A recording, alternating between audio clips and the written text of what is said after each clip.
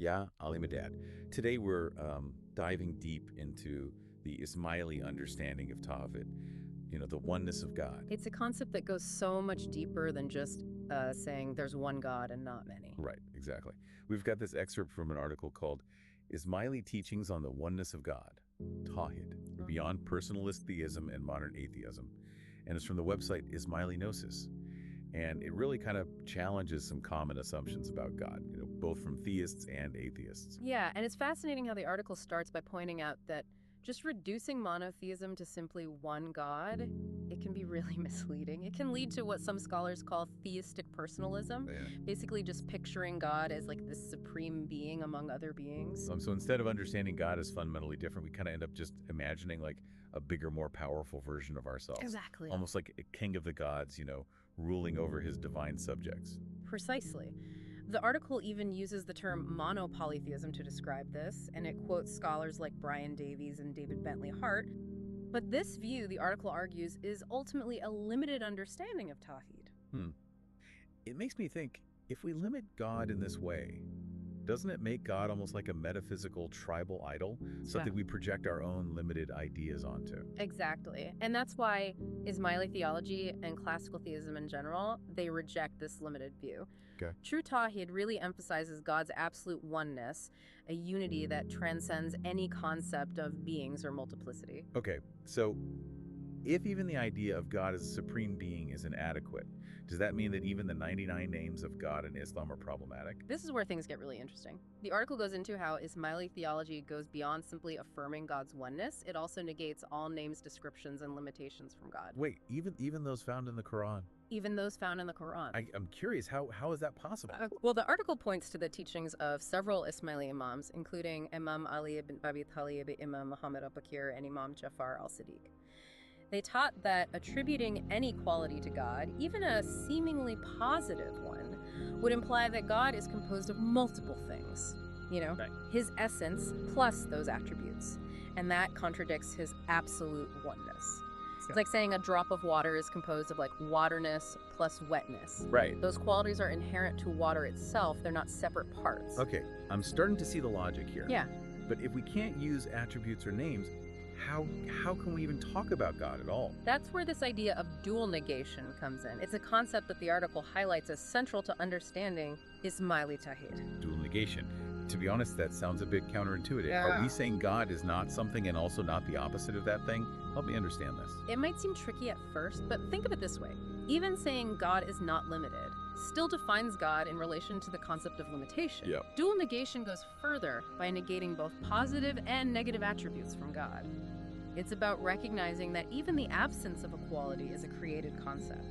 It helps us move beyond the limitations of human language and thought when we're trying to grasp something that ultimately transcends those categories.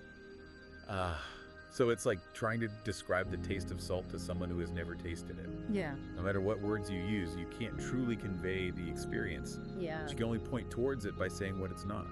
That's a great analogy. And what's fascinating is that this concept of dual negation, it isn't unique to Ismailism. The article mentions how it echoes similar ideas in other traditions, neti-neti, in Hinduism, Tanzi, in Sufism, even Meister Eckhart's negation of negation in Christian mysticism. It suggests a common thread running through mystical thought across different cultures and religions. Wow, that's remarkable. It seems like there's a convergence towards a similar understanding of the divine, even if the expressions are different. Yeah, the article goes on to explain how God, in Ismaili thought, transcends even basic metaphysical categories like cause and effect, eternal or temporal, or even existence and essence. God isn't an existent thing, but rather the very source of all existence. Okay, hold on a second. If God is beyond these categories, how do we make sense of all the descriptions of God that we find in scriptures? We see descriptions like God being merciful, powerful, knowing. All these attributes we're saying don't really apply in the truest sense. Right. The article addresses this by emphasizing the importance of esoteric interpretation when understanding scriptures. It suggests that statements about God shouldn't be taken literally. They point towards a deeper symbolic understanding. Could you give me an example? How would we interpret a phrase like God is merciful through this esoteric lens? Sure. When we say God is merciful, it doesn't mean God possesses mercy as a quality, like owning a car or having brown hair. It means that God is the ultimate source and origin of mercy itself, the ground from which all expressions of mercy arise. It's a shift in perspective from thinking about God as having attributes to understanding God as the very wellspring of all that is. So it's less about God possessing mercy and more about God being the source of mercy. It encourages us to think beyond the surface level of words and look for deeper layers of meaning. Exactly. It's about engaging with the text actively, not just reading passively. Okay, this is starting to make a lot of sense. But I'm still trying to wrap my head around how creation fits into this view. If God is beyond cause and effect, eternal and unchanging, how do we understand a universe that clearly changes and evolves? That's a great question, and it leads us to a core concept in Ismaili thought, continuous creation. The article explains how God's creative act is not a one-time event in the distant past, but rather an ongoing, eternal process that's happening in every single moment. So instead of picturing God as a watchmaker who created the universe and then stepped back, it's more like God is constantly breathing life into existence, upholding it in each moment. Right. That's a powerful image. It is, and the article actually quotes Imam Sultan Muhammad Shah Aga Khan III to emphasize this point. He said, "The creation according to Islam is not a unique act in a given time, but a perpetual and constant event. It challenges that classic image of a detached creator who sets things in motion and then leaves them be." This idea of continuous creation is mind-blowing. It reframes our whole understanding of time existence and our relationship to the divine. It's not just that God created the universe billions of years ago, it's that God is creating it right now in this very instant. And that's just one of the ways Ismaili thought on Tawhid challenges us to rethink our assumptions and delve deeper into the mystery of the divine. You know, for the listener, it's important to remember that this is just the tip of the iceberg when it comes to Ismaili thought on Tawhid. We're really starting to see how it goes beyond just saying God is one. It's about emphasizing God's absolute unity, transcendence, and this incredible idea of continuous creation. And as we'll see, these ideas have profound implications for how we understand our own existence and our place in the grand scheme of things. Exactly. There's so much more to unpack here. So let's take a moment to let these ideas sink in. When we come back, we'll explore how this view of God impacts our lives and actions. Stay with us.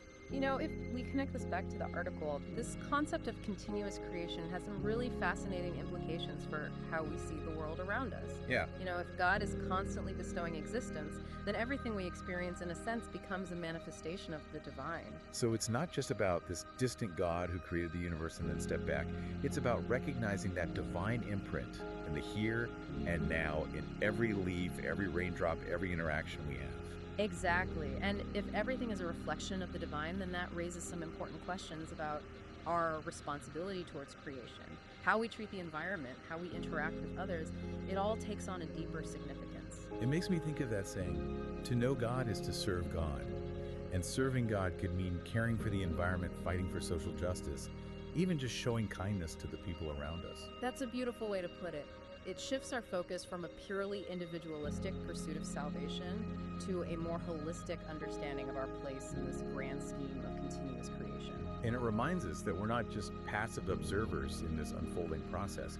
We have an active role to play, a responsibility to contribute to the expression of the divine will in the world. Speaking of roles and responsibilities, the article also touches on the role of the Imam in guiding Ismailis towards a deeper understanding of Tawhid. It highlights how the Ismaili Tariqa emphasizes the Imam's guidance in helping us grasp these profound concepts. You know, it makes me think of that section in the article where it quotes Nasir al-Din al-Tusi, a scholar who was deeply impressed by the Ismaili concept of Tawhid. He even said that no other group except the Ismailis has been able to unveil this secret because they have the guidance of the Imam. That's such a powerful statement. It gets to the heart of the challenge we've been discussing, that God in his absolute oneness is ultimately beyond human comprehension. We need that spiritual guidance, that connection to the divine, to help us bridge the gap between our limited understanding and the vastness of God. So the Imam becomes like a bridge between the human and the divine, helping us to access and understand those deeper truths. Precisely. The Imam embodies that connection, acting as a guide, a teacher, a living embodiment of those principles. It's like having a master mapmaker who guides us through the uncharted territories of spiritual knowledge. Yeah. They help us decipher the map, navigate the terrain, and ultimately reach our destination. And it's not just about intellectual knowledge, right? It's about cultivating that direct experiential understanding of Tawhid through the Imam's guidance. So it's not enough to just read about it or hear about it. We need to actually live it, embody it in our daily lives. Exactly. It's about moving beyond words and concepts into the realm of spiritual realization. And that's where the Imam's guidance becomes essential. This has been such a rich exploration. For our listener, I think the key takeaway here is that this concept of Tawhid goes far beyond just a theological idea. It's about a profound shift in perspective that impacts how we see ourselves, the world around us, and our very relationship with the divine. Absolutely. And as we delve further into the article, we'll see how this understanding of Tawhid can transform not just our beliefs, but also our actions and our way of being in the world. There's so much more to uncover here. Let's take another quick pause to gather our thoughts. When we come back, we'll continue our exploration, diving into how this understanding of God can shape our spiritual practice and our daily lives. Stay tuned. You know, as we've been exploring these Ismaili teachings on Tawhid, it's been striking to see how profoundly they challenge some common assumptions about God. It's not just about tweaking the details, it's like a fundamental shift in perspective. And what I find so compelling is that it's not just an abstract philosophical exercise. The article connects these ideas to our lived experience, especially when it talks about how understanding Tawhid can lead to what it calls Gnostic worship. Gnostic worship, that's a term I'm not familiar with. Could you shed some light on what that means in the context of Ismaili thought? In essence, it's about moving beyond a purely ritualistic or symbolic understanding of faith and moving into a realm of deep intellectual and spiritual understanding. It's about engaging with your faith on a more conscious level, a level where your understanding of God informs and transforms every aspect of your life. So it's less about going through the motions and more about cultivating a deep internalized connection with the divine. Exactly. It's like the difference between reading a recipe and actually savoring a delicious meal. Gnostic worship is about experiencing the richness and depth of your connection with God in a way that permeates your thoughts, your actions, and even your relationships. I'm starting to see how this idea of Gnostic worship flows naturally from the concepts we've been discussing. If God is this absolute transcendent source of all existence, then truly connecting with God requires a level of understanding that goes beyond simple rituals or beliefs. Precisely. And the article highlights how for Ismailis, the guidance of the Imam is essential in facilitating this kind of Gnostic worship. It even quotes an Ismaili Imam who said that true knowledge of God comes through knowing the Imam. That's a powerful statement. It underscores the idea that God, in his absolute unity and transcendence, is ultimately beyond our limited human comprehension. We need that guiding light, that connection to the divine embodied in the Imam, to illuminate the path towards a deeper, more profound experience of Tawhid. It's like having a skilled mountain guide leading you through the treacherous yet awe-inspiring peaks of spiritual understanding. The Imam helps you see the path, avoid the pitfalls, and ultimately reach those breathtaking vistas of spiritual realization. You know, for our listener, what strikes me about this whole discussion is how practical it is. It's not just about these lofty theological concepts. It's about how those concepts can translate into a lived experience of faith, a way of being in the world that is infused with meaning and purpose. I completely agree. The article does a fantastic job of bridging that gap between the theoretical and the practical. It's an invitation to not just think about God differently, but to actually experience God differently. As we wrap up this deep dive, I think the key takeaway is that the Ismaili teachings on Tawhid offer us a profound and transformative way of understanding God, one that goes beyond the limitations of conventional theism. It's a perspective that challenges us intellectually, spiritually, and even practically. And remember, this deep dive is just a starting point. It sparked a conversation, opened up new avenues of exploration. It's an invitation to continue seeking questioning and deepening your own understanding of this profound concept. For our listener, we encourage you to reflect on these ideas, to explore them further, and to see how they resonate with your own experience of faith. And as you continue on this journey of discovery, remember that you don't have to do it alone. Seek guidance from your community. Learn from the wisdom of those who have gone before, and allow the teachings of the Imam to illuminate your path. It's a journey that can lead to a deeper, richer, more fulfilling experience of faith, one that permeates every aspect of your life. And on that note, we'll conclude this deep dive with a final Yali Amadad.